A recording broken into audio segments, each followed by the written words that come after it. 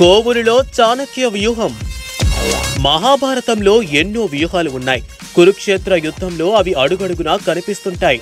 మన ఎన్నికల భారతంలోనూ రాజకీయ నేతలు అనేక వ్యూహాలు అమలు చేస్తున్నారు. సార్వత్రిక సంగ్రామ క్షేత్రంలో లోతుగా చూసినప్పుడు అవి అడుగడుగునా తారసపడుతున్నాయి. అలాంటిదే కోవూరులో జరుగుతున్న చాణక్య వ్యూహం. అస్మదీయుల కంటే తస్మదీయులపైనే ప్రత్యేకంగా దృష్టి పెట్టి ప్రసన్నం చేసుకోవడం ఆ ప్రయత్నంలో భాగం. తస్మదీయుల మనసు మెప్పించి పోరులో సాయానికి ఒప్పించడమే ఆ వ్యూహం లక్ష్యం. ఇంతకీ కోవూరులో జరుగుతున్న ఆ చాణక్య వ్యూహమేంటో తెలుసుకోవాలనుకుంటున్నారా? అయితే వాచ్ ది స్టోరీ.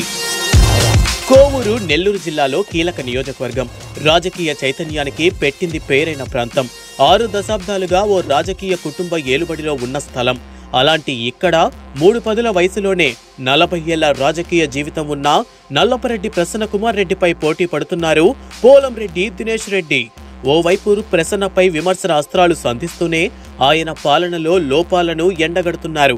తన పార్టీ నాయకులు శ్రేణులను కలుపుకొని పోతూ టీడీపీని క్షేత్రస్థాయిలో బలోపేతం చేసుకుంటున్నారు. అంతటితో ఆగని దినేష్ రెడ్డి ఇప్పుడు మరో అడుగు ముందుకేశారు. వెన్నంటి ఉన్న అస్మదీయుల కంటే తస్మదీయులపై ప్రత్యేక దృష్టి పెట్టి వారి మనసు దోచుకునేందుకు, ఆ వ్యక్తుల మన్ననలు పొందేందుకు ప్రయత్నిస్తున్నారు. ఎన్ని షాదికారాలు కట్టారు, ఎన్ని ప్రభుత్వాలకి గోడలు నిర్మాణం చేశారు, మొత్తం ఎకరంలో నిర్మాణం చేశారా చెప్పండి. మేము చేసి కూడా పూర్తి చేయలేదు కదా. ఇప్పుడు చెప్పండి, మేము చేసి కూడా పూర్తి చేయలేదు. బుచ్చిరెడ్డి కాలంలో మేము చేసినట్టు కదా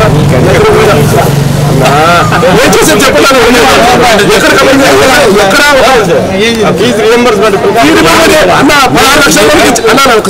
16 లక్షల మందికి మేము ఫీ రియంబర్స్మెంట్ ఇస్తే ఇవాళ 7,60,000 మందికి వస్తుంది. ఇక్కడ ఎవరికి ఇచ్చారు? డబ్బులు ఇచ్చారు.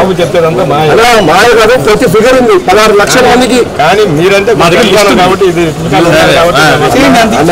మీరు అన్న మీకు ఏదో విధంగా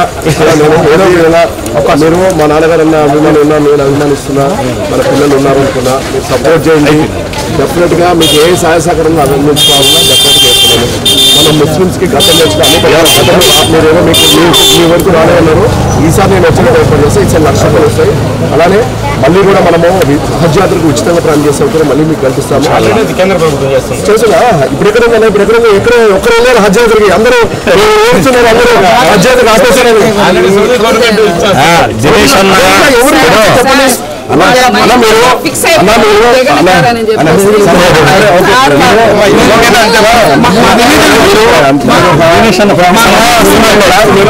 షట్టర్ క్లోజ్ చేశారు ట్రైన్ కి. ఎవరు పంపించారని నాకు చెప్పండి అన్న. విదేశీ విద్య మీరు హజ్ యాత్రకి ఎంతమంది అన్నారు, ఎంతమంది అప్లై చేశారన్న?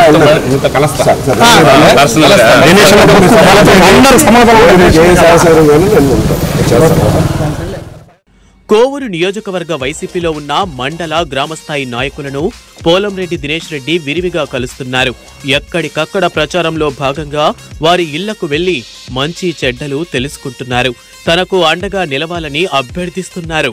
వైసీపీ పాలనలో సాగిన దమనకాండను ప్రస్తావించడంతో పాటు ప్రసన్న పాలనలో లోపాలను వివరిస్తున్నారు. కొందరు దినేష్ రెడ్డిని కలిసేందుకు ఇష్టపడకపోతుండగా మరికొందరు కలిసినా మద్దతు ఇవ్వడానికి మొగ్గు చూపడం లేదు. టీడీపీ దినేష్ రెడ్డిపై విమర్శలు గుప్పిస్తున్నారు. అయినప్పటికీ దినేష్ రెడ్డి తన చాణక్య వ్యూహాన్ని వదలకుండా అమలు చేస్తుండటం కీలకమైంది. పట్టు వదలకుండా ప్రయత్నిస్తుండటంతో ఇప్పుడిప్పుడే పరిస్థితి మారుతోంది. దినేష్ రెడ్డి తమను కలవడానికి వస్తున్నారని తెలియగానే వైసీపీలోని ద్వితీయ తృతీయ శ్రేణి కార్యకర్తలు దినేష్ రెడ్డితో కొందరు మాట కలపడానికి మొగ్గు చూపుతున్నారు. అనేక చోట్ల ఆయనకు తమ మద్దతు ఉంటుందని రహస్య సంకేతాలు ఇస్తుండటం ఆసక్తికరంగా మారింది. దీన్ని కట్టడి చేసే క్రమంలో వైసీపీ కూడా పట్టు బిగిస్తున్నట్లు తెలుస్తుండగా కోవూరులో సాగుతున్న ఈ చాణక్య వ్యూహం మాత్రం ప్రస్తుతం చర్చగా మారింది. చివరకు ఇలా ఎలాంటి ఫలితం ఇస్తుందన్నది ఆసక్తికరంగా కనిపిస్తోంది. వాళ్ళ అభిప్రాయం ఏంటి? వాళ్ళు ఎందుకు ఈసారి నాకు సపోర్ట్ చేయమంటే, ఒకవేళ కొంతమందికి పార్టీ పరంగా ఉండొచ్చు, కానీ నేను ఈసారి నాకు సపోర్ట్ చేయమని చెప్పి నేను ఎందుకు అడుగుతున్నానంటే, నేను చేయాలనుకుంటున్నా. వాళ్ళు ఏ అభిప్రాయంతో ఉన్నారు, ఆ అభిప్రాయాన్ని కరెక్ట్ కాదు. ఒకవేళ వాళ్ళు ఓటు వేస్తారని నేనైతే నమ్మనండి.